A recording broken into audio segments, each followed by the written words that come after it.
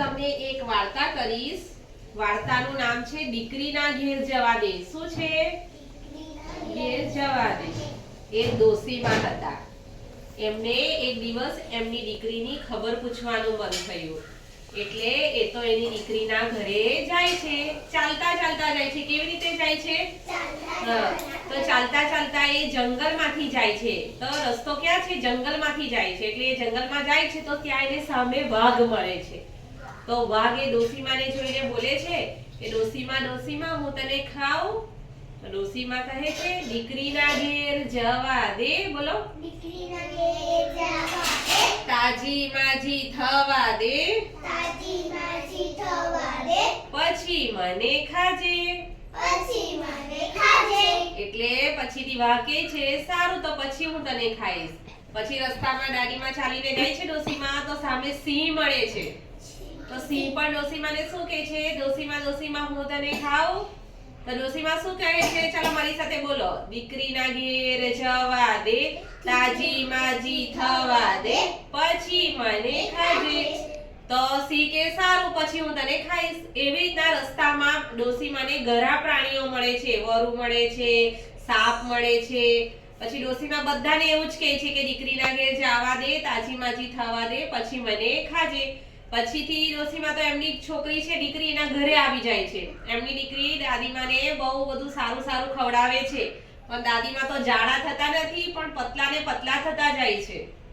દીકરી કહે છે કે મમ્મી તને શું ચિંતા છે? તું શા માટે પતલી ને પતલી થવા લાગી છે? આટલું સારું સારું ખાય છે તો તારી શરીર કેમ વધતું નથી?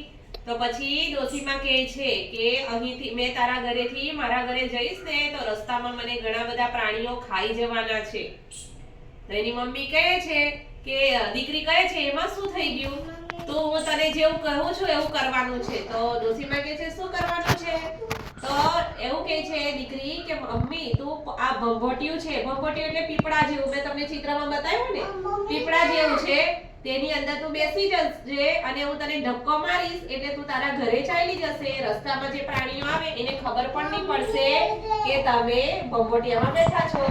તો દાદીમાં તો ભંભોટિયામાં આમ જતા જાય છે એટલે રસ્તામાં સિંહ મળે છે, વાઘ મળે છે. પહેલા તો વાઘ કહે છે કે ભંભોટિયા તે ડોશીને કશે જોઈ છે? તો ભંભોટિયો શું કહે? કિસકી ડોશી કિસકા કામ, ચલ ભંભોટિયા અમને નામ. એટલે વાઘ કહે છે આ કોણ છે ભંભોટિયાની અંદર? એટલે વાઘ તો ભંભોટિયું જ્યાં જાય છે એના પાછળ પાછળ જાય છે. ધીરે ધીરે બધા પ્રાણીઓ આવી રીતના ડોશી જે ભંભોટિયું છે એને પૂછે છે. એટલે ભંભોટિયાની પાછળ બધા જાય છે કારણ કે ભંભોટિયામાંથી શું અવાજ આવે છે? બોલો. કિસકી ડોશી કિસકા કામ. બોલો. કિસકી ડોશી કિસકા કામ, ચલ ભંભોટિયા અપને ગામ. પછી બધા પ્રાણીઓ ભંભોટિયાની પાછળ ચાલતા ચાલતા જાય છે. એવામાં ડોશીમાનું ઘર આવે છે એટલે ડોશીમા એ ભંભોટિયામાંથી ધીરેથી ઉતરીને દરવાજા પાસે આવે છે. એટલે બધા પ્રાણીઓ જોઈ જાય છે કે આ તો ભંભોટિયામાં કોણ હતું?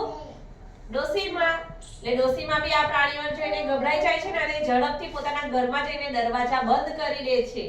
અને આ દરવાજા બંધ કરી દીધા એટલે બધા જે પ્રાણીઓ હોય છે તે નિરાશ થઈને જંગલમાં ચાલ્યા જાય છે. તો આ વાર્તા પરથી આપણને શું શીખ મળે છે કે કઈ પણ મુશ્કેલીનો સમય હોય તો આપણે બુદ્ધિથી કામ કરીશું તો આપણે આપણો જીવ બચાવી જઈશું. બરાબર ને? તાળી પાડો.